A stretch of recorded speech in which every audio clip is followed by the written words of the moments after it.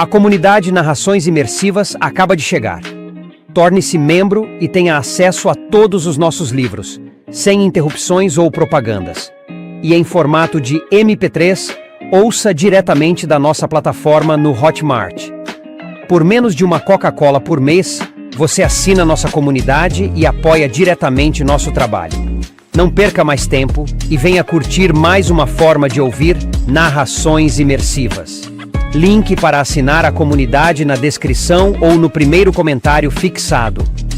Fique agora com mais um episódio imersivo.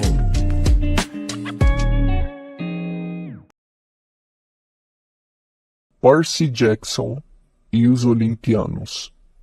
Escrito por Rick Riordan. Livro 1: O Ladrão de Raios. Narração: Danilo Oliveira. Capítulo 13. Meu mergulho para a morte. Passamos 2 dias no trem, rumo a oeste pelas colinas, por cima de rios, atravessando ondas de trigo cor de âmbar. Não fomos atacados nenhuma vez, mas não relaxei. Sentia que estávamos viajando em uma vitrine, sendo observados de cima e talvez de baixo, que alguma coisa estava aguardando o momento certo. Tentei ser discreto, pois meu nome e fotografia estavam estampados nas primeiras páginas de vários jornais da costa leste. O Trenton Register News publicou uma foto tirada por um turista quando desci do ônibus da Greyhound. Estava com uma expressão ensandecida nos olhos. Minha espada era um borrão metálico em minhas mãos. Poderia ser um taco de beisebol ou de lacrosse. A legenda da foto dizia: Percy Jackson, 12 anos.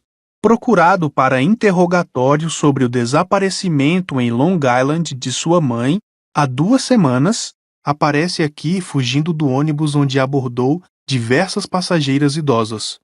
O ônibus explodiu no acostamento de uma rodovia a leste de New Jersey, logo depois que Jackson fugiu da cena do crime. Com base em relatos de testemunhas, a polícia acredita que o menino possa estar viajando com 2 cúmplices adolescentes. O padrasto Gabe Ugliano ofereceu uma recompensa em dinheiro para qualquer informação que leve à sua captura. Não se preocupe, disse-me Annabeth. A polícia dos mortais nunca nos encontraria. Mas não pareceu muito segura. Passei o resto do dia alternando entre andar de uma ponta à outra do trem, pois para mim era difícil ficar sentado e olhar pelas janelas. Numa oportunidade, avistei uma família de centauros galopando por um campo de trigo, arcos de prontidão, como se estivessem caçando o almoço. O menininho centauro, que era do tamanho de uma criança do 3º ano montada em um pônei, percebeu que eu estava olhando e acenou. Olhei em volta no vagão de passageiros, porém mais ninguém reparou. Os passageiros adultos estavam todos com a cara enterrada em laptops ou revistas. Em outra, mais ao anoitecer, vi algo muito grande se movendo pelo bosque. Poderia jurar que era um leão. Só que não há leões vivendo soltos nos Estados Unidos.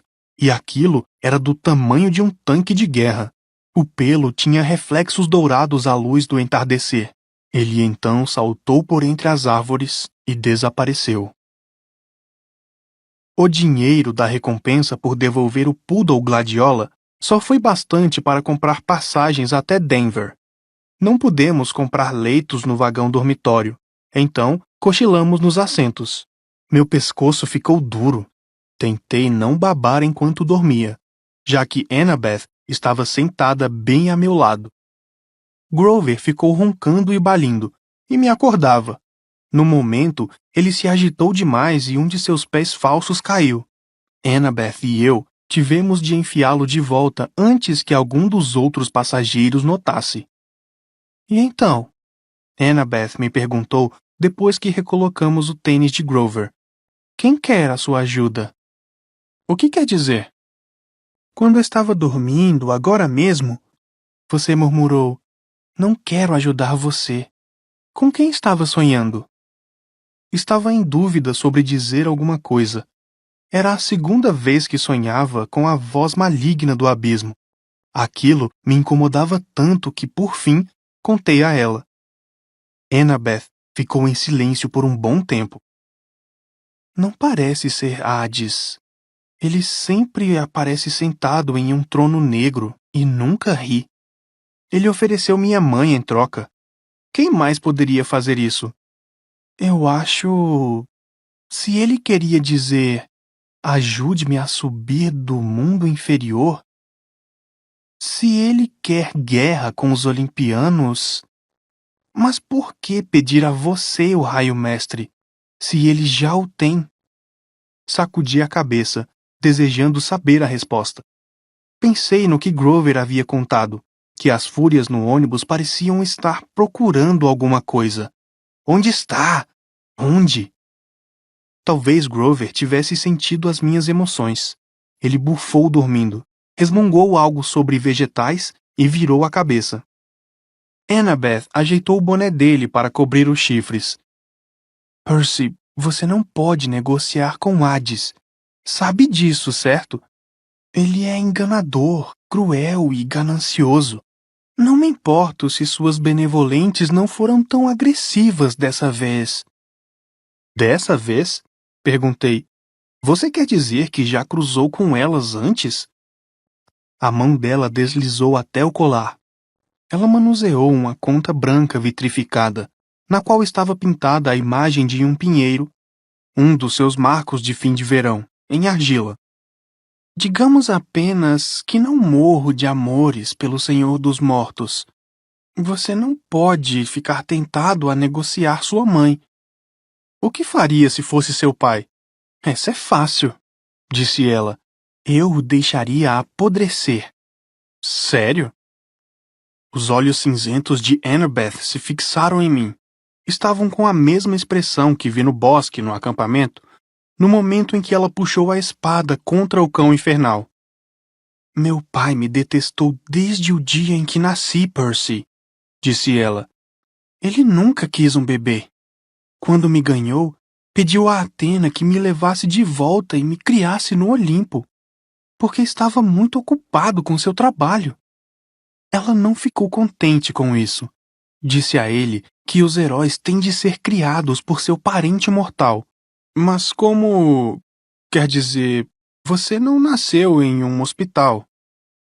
Apareci na porta do meu pai, em um berço de ouro, trazido do Olimpo por Zéfiro, o vento ocidental. Daí você imaginaria que meu pai se lembrasse disso como um milagre, não é? Como se, quem sabe, tivesse feito algumas fotos digitais ou algo do tipo. Mas ele sempre falou sobre minha chegada como se fosse a coisa mais inconveniente que já lhe acontecera. Quando eu tinha 5 anos, ele se casou e esqueceu totalmente Atena. Arranjou uma esposa mortal normal e teve 2 filhos mortais normais, e tentou fazer de conta que eu não existia. Olhei pela janela do trem. As luzes de uma cidade adormecida estavam passando. Quis fazer Annabeth se sentir melhor, mas não sabia como. Minha mãe se casou com um cara horroroso demais, contei a ela. Grover disse que ela fez isso para me proteger, para me esconder no cheiro de uma família humana. Quem sabe seu pai não estava pensando nisso? Annabeth continuou focada em seu colar. Apertava o anel de formatura de ouro que estava pendurado entre as contas. Ocorreu-me que o anel devia ser do pai dela. Fiquei imaginando por que ela o usava se o odiava tanto. Ele não liga para mim, disse ela. A mulher dele, minha madrasta, me tratava como uma aberração. Ela ia me deixar brincar com os filhos dela. Meu pai concordava. Sempre que acontecia alguma coisa perigosa, sabe, algo a ver com monstros, os 2 me olhavam com raiva, do tipo, como você ousa pôr nossa família em perigo? No fim, entendi a indireta. Eu não era querida. Eu fugi. Que idade você tinha? A mesma idade com que comecei no acampamento. 7. Mas... você não ia conseguir chegar até a colina meio-sangue sozinha. Não, sozinha não. Athena me protegeu, me guiou em direção à ajuda. Fiz amigos inesperados que cuidaram de mim. Bem, por pouco tempo. Quis perguntar o que havia acontecido, mas Annabeth parecia perdida em lembranças tristes. Então, ouvi o som dos roncos de Grover e fiquei olhando para fora, pelas janelas do trem, enquanto os campos escuros de Ohio iam passando. Perto do fim do nosso segundo dia no trem, em 13 de junho, 8 dias antes do solstício de verão, passamos por algumas colinas douradas e sobre o rio Mississippi, e entramos em St. Louis. Annabeth esticou o pescoço para ver o portal em arco, que me pareceu uma enorme alça de sacola de compras fincada na cidade.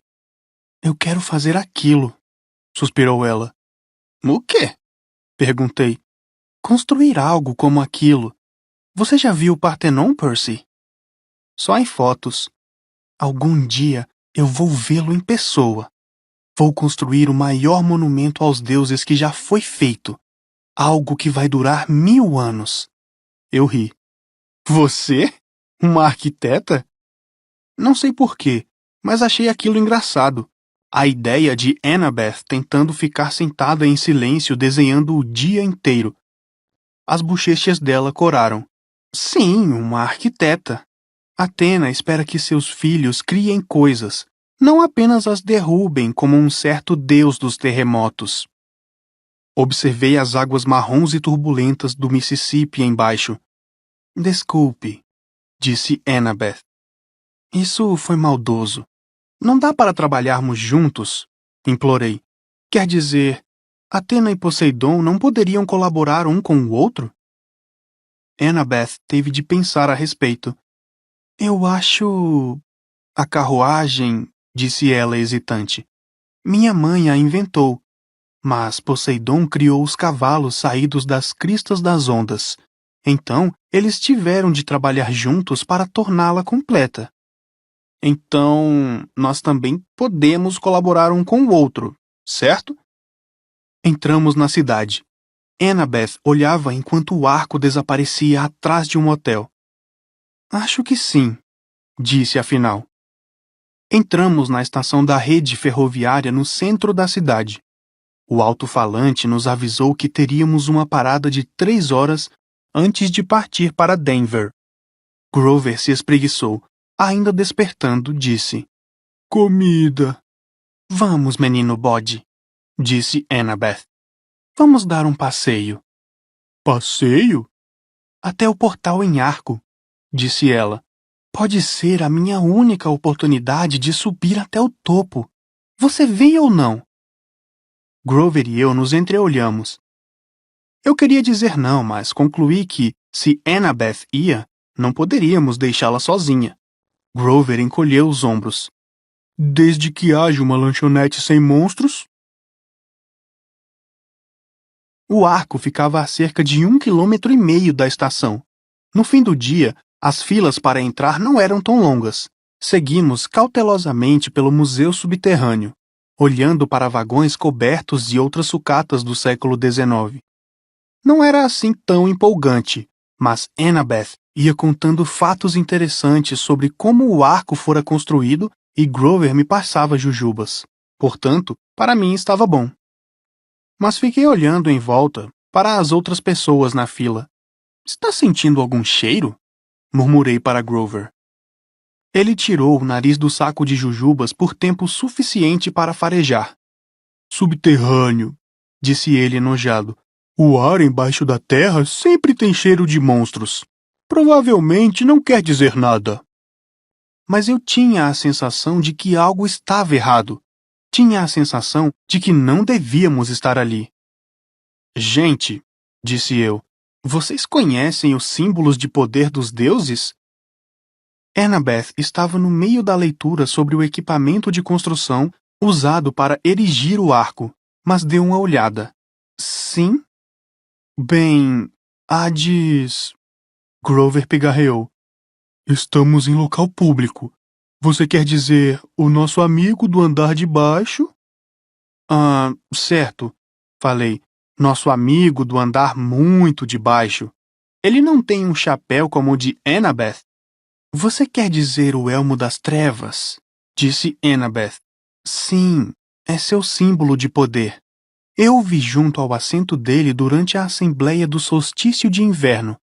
Ele estava lá? Perguntei. Ela assentiu. É a única ocasião em que ele tem permissão de visitar o Olimpo, o dia mais escuro do ano. Mas, se o que ouvi é verdade, o elmo é muito mais poderoso que meu boné da invisibilidade. Permite que ele se transforme em trevas, confirmou Grover. Ele pode se fundir com as sombras ou passar através de paredes. Não pode ser tocado, nem visto, nem ouvido. E pode irradiar um medo tão intenso que é capaz de enlouquecer você ou fazer seu coração parar de bater. Por que acha que todas as criaturas racionais têm medo do escuro?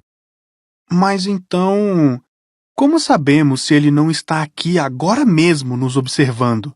Perguntei. Annabeth e Grover se entreolharam. Nós não sabemos, disse Grover. Obrigado, agora me sinto muito melhor, falei. Ainda sobrou alguma jujuba azul? Tinha quase controlado meu desespero quando vi o minúsculo elevador no qual iríamos subir até o topo do arco. E percebi que estava encrencado. Odeio espaços confinados. Eles me deixam doido. Fomos espremidos dentro do elevador junto com uma senhora grande e gorda e seu cão, um chihuahua com uma coleira de falsos brilhantes. Calculei que talvez Chihuahua fosse um cão-guia, porque nenhum dos guardas disse uma palavra a respeito. Começamos a subir dentro do arco. Eu nunca havia estado em um elevador que subia em curva, e meu estômago não gostou muito. Sem os pais? Perguntou-nos a senhora gorda. Tinha olhos pequenos, redondos e brilhantes, dentes pontudos e manchados de café, um chapéu mole de jeans e um vestido de jeans armado demais. Parecia um dirigível jeans. Eles estão lá embaixo, disse Annabeth. Tem medo de altura. Ah, pobrezinhos! O chihuahua rosnou. A mulher disse, Vamos, filhinho. Comporte-se. O cão tinha olhos pequenos, redondos e brilhantes, como os da dona, inteligentes e malvados. Eu disse, filhinho. É o nome dele? Não. Ela falou e sorriu, como se aquilo esclarecesse tudo. No topo do arco, a plataforma de observação me lembrou uma lata acarpetada. Fileiras de janelinhas davam para a cidade de um lado e para o rio do outro.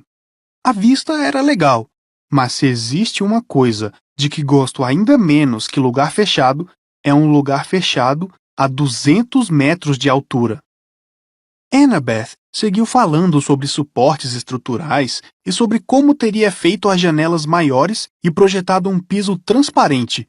Ela poderia ter ficado lá em cima horas a fio, mas, para minha sorte, o guarda anunciou que a plataforma de observação seria fechada em poucos minutos. Guiei Grover e Annabeth em direção à saída. Enfiei-os no elevador e estava quase entrando quando me dei conta de que já havia outros 2 turistas lá dentro. Não tinha espaço para mim. O guarda disse, Próximo carro, senhor. Vamos sair, disse Annabeth.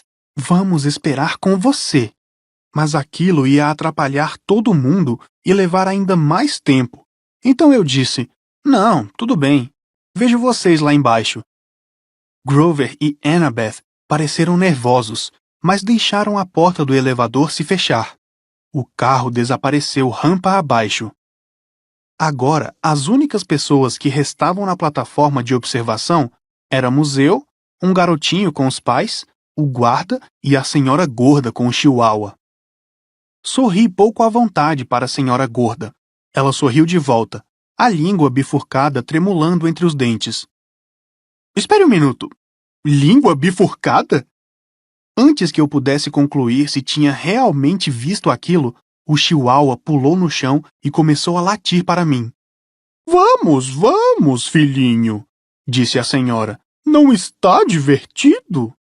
Temos todas essas pessoas simpáticas aqui. Cachorrinho, disse o menino. Olhe, um cachorrinho. Os pais o puxaram de volta.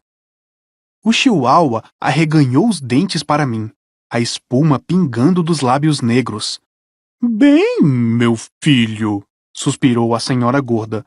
Se você insiste... Meu estômago começou a gelar. Você chamou esse chihuahua de filho? Quimera, querido, corrigiu a senhora gorda. Não é um chihuahua. É um engano muito comum.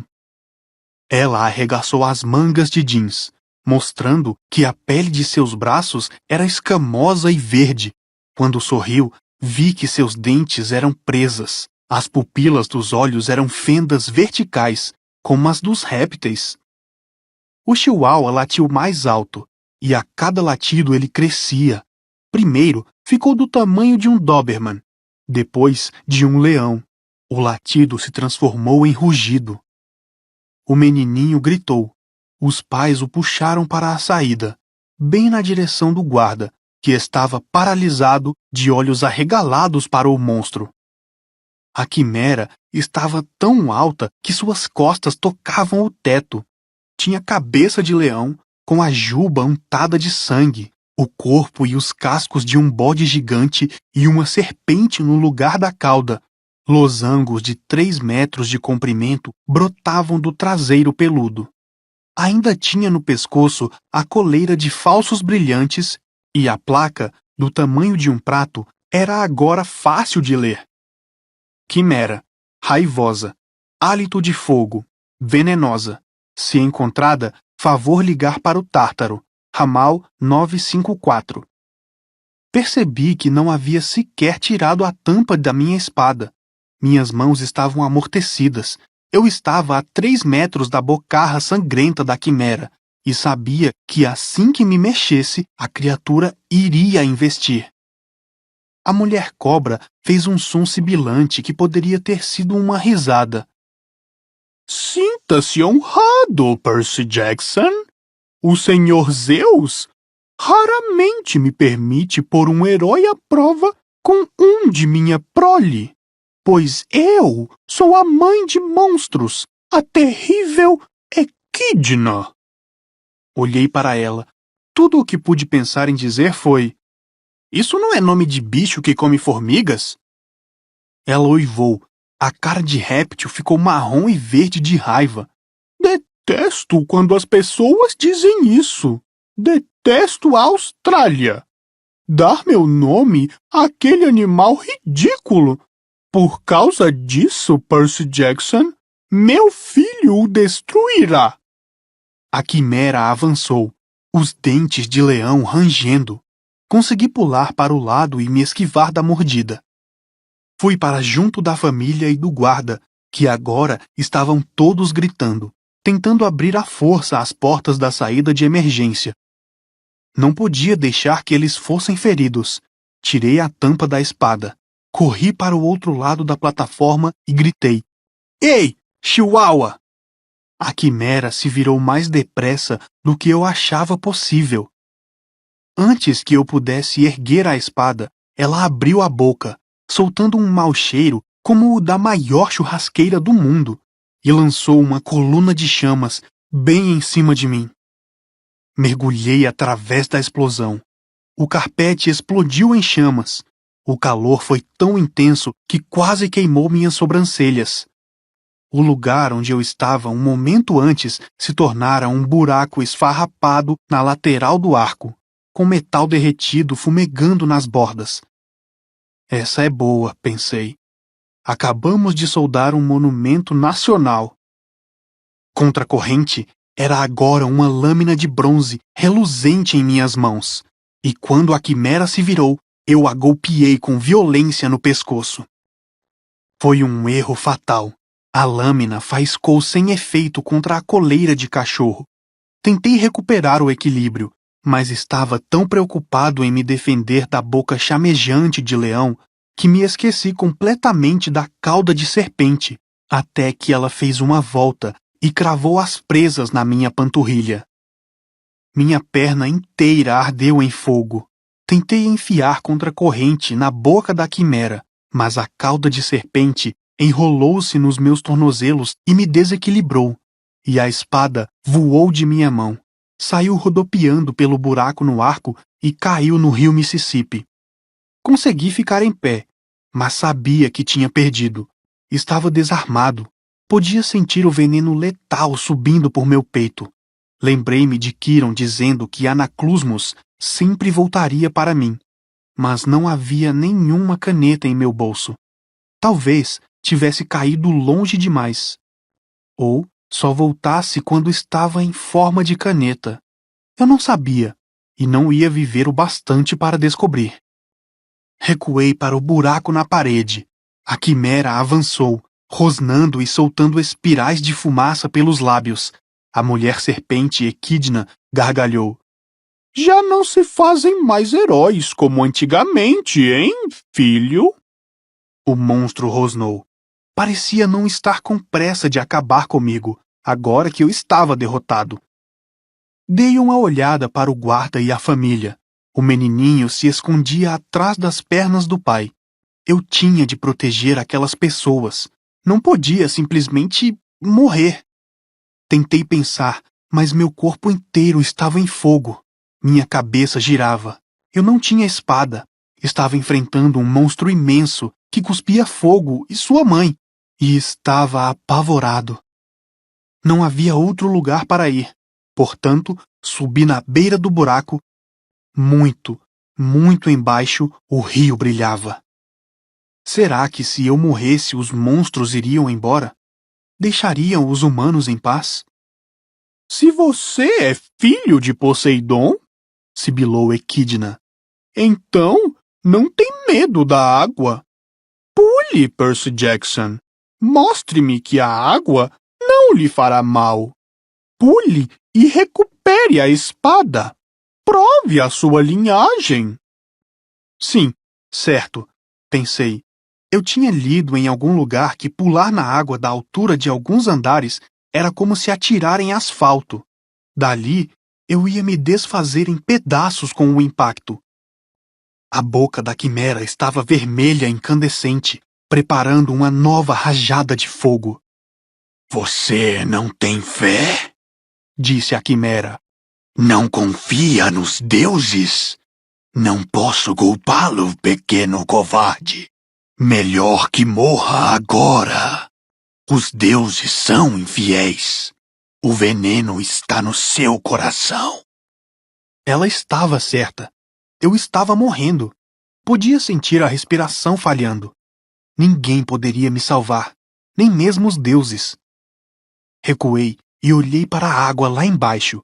Lembrei-me do calor do sorriso de meu pai quando eu era um bebê. Ele deve ter me visto.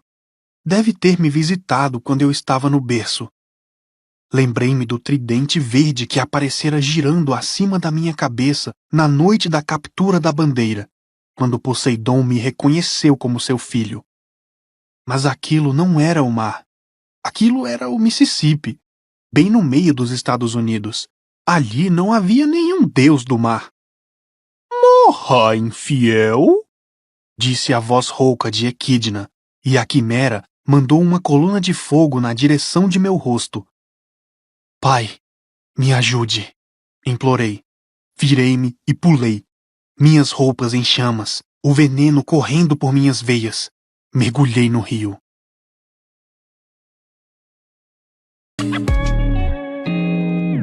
O canal Narrações Imersivas agradece por ter ouvido mais um episódio conosco. Acompanhe nossa página no Instagram e fique por dentro de todas as novidades do canal. E se você vê valor nesse projeto, considere apoiá-lo.